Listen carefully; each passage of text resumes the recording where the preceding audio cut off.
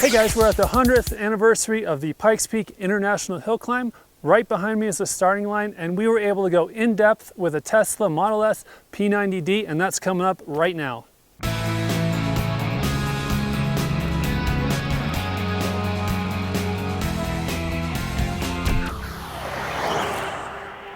So what we're out here with is a Tesla Model S, which is the first ever race car of a Model S.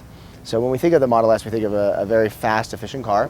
And since the performance models have come out, like the P85, or even the more recent dual motor cars like this is, you see a lot more people kind of turn their attention like, well, what can a Tesla do, right? So to answer that question, we've built this program together to be able to demonstrate out at Pikes Peak, which I personally have a pretty long history here at Pikes Peak. So in 1999, when I was 18, I was at the time the youngest rookie of the year, and then went on 4 years later to win the open class.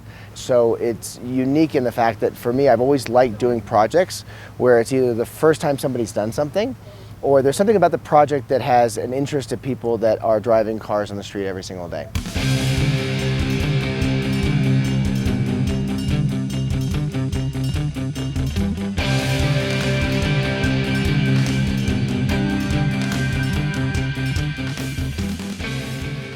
So again, this is a Tesla P90, and it's the D version, which means it's a dual motor. And what that equates to is that you've got the standard Tesla package in the back that people are familiar with the P85 models, but now it's added another front motor. So this is an all-wheel drive vehicle that's in a horsepower equivalent, produces in excess of 750 horsepower.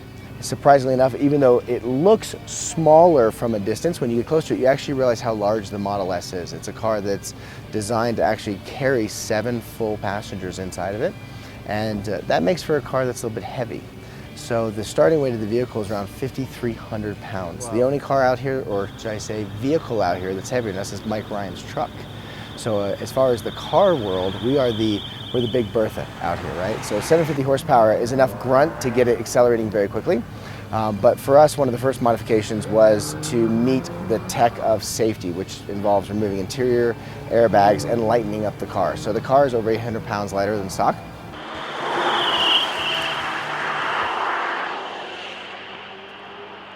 Yeah, so part of this is obviously this is the first caged Model S, and in doing so, we worked with a company out of Sonoma, California called Kurtz Fabrication. Having that kind of fabrication diversity and tool set allowed for building a cage for this that was not only very safe, which is what you need at Pikes Peak, but also something that was very light and other Tesla model owners in the future could benefit from. Why? Because we built a bolt-in cage. So this is a unique car in the fact that it's an aluminum chassis, which means that it's difficult to weld to, and also because of the batteries underneath it, you can't actually bolt it to the floor plan like you would with a normal car. So this one we had to actually build it into the frame rails and bolt it in. And what's kind of nice about the Tesla as being one of the safest cars that's built on the road today is that the frame rails are extremely strong. They're boxed aluminum, so they actually become an excellent mounting point, even better than a typical floor pan would be. So this entire roll cage that's in here weighs around 250 pounds. Part of that weight is because of all of the high quality connectors that are in it. But because of that, we went ahead and built a cage that we could take and be able to replicate for other Model S owners.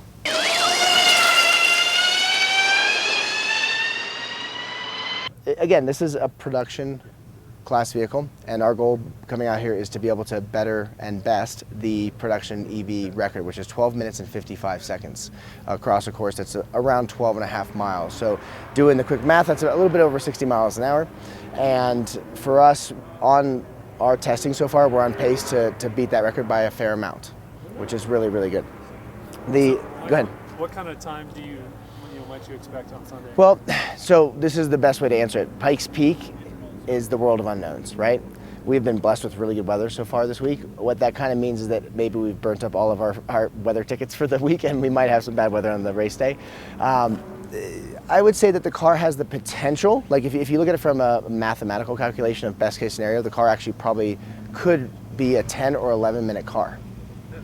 From the reality of compromise that, one, we have not yet made a full run up the entire hill. And I will tell you that, we actually have worked with Toyo Tires to select what's called their R888 tire, because it was designed for heavier class vehicles like the GTR with very high horsepower, 1,000 horsepower plus. That's what it was designed for. And it's also the only tire that will meet the load rating of a car that's 4,500 pounds being used for competition. That's a DOT tire. The other is the battery pack itself. We have sufficient power in the P90D to easily make it up to the top. That's one of the big questions that people ask is like, well, are you going to have enough energy to make it top? But actually, this car has enough energy to make it top multiple times. We could run the entire run probably 3 or 4 times with this car. So no upgrades were necessary to the... From the battery pack standpoint in energy, the answer is no. We didn't need to have a larger pack. However, it is something to where the more energy the pack has, the more that it can deliver in a peak situation. So having this larger battery pack allows for us to run the full capability of the system. The other side of it though is that this car was designed, and because it is so fast, to accelerate quickly, but not accelerate quickly over and over and over and over again. Pikes Peak is the equivalent of going out and doing a quarter-mile drag, basically 20 or 30 times. And when you get to the upper section, it's almost like a little 8th mile drag over and over again, where instead of looping back to wait in line, you literally are doing the next drag race back, the next drag race back, the next drag race back. So that creates a lot of heat in the car. So from a driver's perspective, I have to be very careful in how much energy I use early to build up too much heat. Other modifications, the car, like I said, it's very stock, which kind of what our whole point was, is to showcase the potential of the platform this year as to how it relates to other cars. For example, at Pikes Peak, you'll see that there's Time Attack 1 and Time Attack 2 class. Those classes have it to where you can take a production unibody car and be able to modify it with mild upgrades or a lot of upgrades, depending on Time Attack 2 is mild and Time Attack 1 is kind of, you know, somebody who's got a little bit deeper pockets from the standpoint of a street driver that wants to really build the fastest car. So we're able to baseline what those cars are doing in those classes versus what we have as a production class in EV.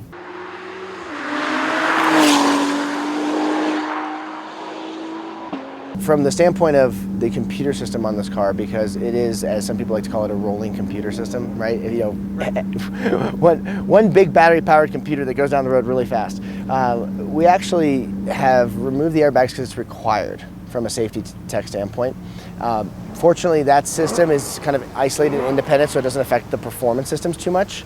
The other system the car is equipped with is autonomous driving. So we actually did certain things to be able to make sure the autonomous would still work.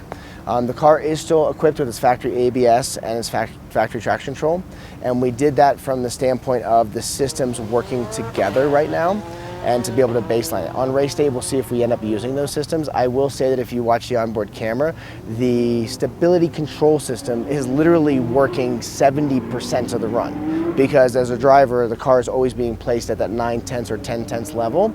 So the car is always at that point where it's working within that system. We did some testing prior to this at Sonoma, and in the dry with the stability control systems, the car was not as fast as me driving it. But I would say that it was definitely within a few seconds of off or on, so it's a very good system, and for the person who's buying it off the street that hasn't had a lot of racing experience, it's a very quick system. In the rain, it's phenomenal. As a matter of fact, in the rain, I would say that the system on average will be faster than I will.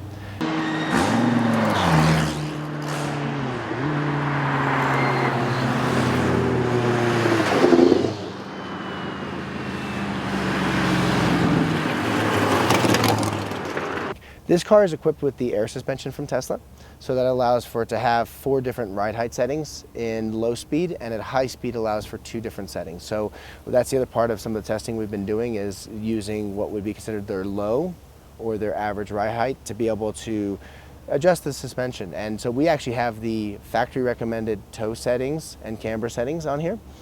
Again, there's so much learning with a brand new car. We are the first person to ever take this car and be able to start using it, to start understanding where those performance limits are. The P90D is marketed as a very high performance model that is made to do these things. So we didn't change those things to be able to see where we go with it. And for us, it's really about showing the case of where the car is today, and then be able to see where there might be improvements in the future. So one of the things that a lot of people want to know is like, okay, so you're on America's mountain, right? So you're up at 9,000 feet as a start line, 14,000 feet at the end. There's no power out here. What are you guys doing for charging? So our answer to that actually is nothing on the hill. So what we are doing is that down in Colorado Springs, there's a Tesla supercharger. And the Tesla supercharger allows for this car to refill within 30 minutes to an hour. Now we don't run each day back and forth from the hill between sessions, between days we do. So when we show up in the morning, like right now before we start qualifying, the car is fully charged. And from that point on, we actually utilize the same battery power that we started the day with. So it actually makes for a very interesting calculation of how you do your day's runs, because we have to balance both what we want to do for scrubbing in tires, for warming up tires, for getting acclimated with the course for the day, doing recon, with the fact that you're consistently from the moment you start the day going to have a little bit less potential. So we've been doing a lot of calculations to figure out when we run and when we don't, which is one of the reasons, like right now we're doing an interview, you'll hear some of the other cars running. We're waiting for that optimal track temperature that we go out, make our first hot lap, then we'll make a few adjustments and we'll have plenty of battery left to be able to put down a second lap that's very similar. After that point, we do start to notice a little bit of a difference in timing. Plus it's also been getting a little bit warmer through the day too. So we typically will get about 2 fastest runs that are within about a second of each other, and then the other runs will be about 5 or 6 seconds off.